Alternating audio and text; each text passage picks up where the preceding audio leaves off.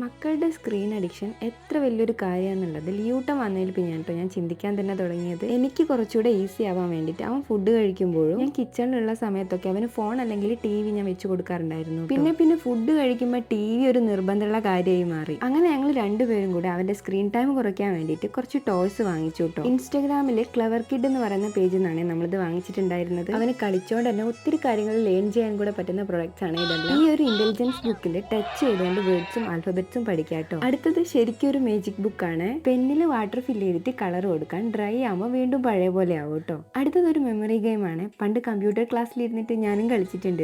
ഇതാണ് talking flash card. മക്കളുടെ pronunciation improve ചെയ്യാൻ വേണ്ടിയിട്ട് ഇത് അടിപൊളിയായിട്ട് ഹെൽപ്പ് ചെയ്യും കേട്ടോ. ഇതുപോലത്തെ ഒത്തിരി ഡിഫറെന്റ് കാർഡ്സ് വരുന്നുണ്ട്. സ്ക്രീൻ ടൈം കൊടുക്കാതെ മക്കളെ എൻഗേജ്ഡ് ആയിട്ട് ഇരുത്താൻ പറ്റിയ പ്രൊഡക്റ്റ് ആണ് ഇത്. Ice cube breaking toy. മക്കളുടെ കൂടെ നമുക്ക് ഇരുന്ന് കളിക്കാം കേട്ടോ. ഇത് മക്കൾക്ക് ഗിഫ്റ്റ് ചെയ്യാൻ പറ്റിയ അടിപൊളി ഐറ്റംസ് ആണ് കേട്ടോ. ഇൻസ്റ്റാഗ്രാമിൽ അവരെ പേജ് ഒന്ന് ചെക്ക് ചെയ്തോളൂ കേട്ടോ.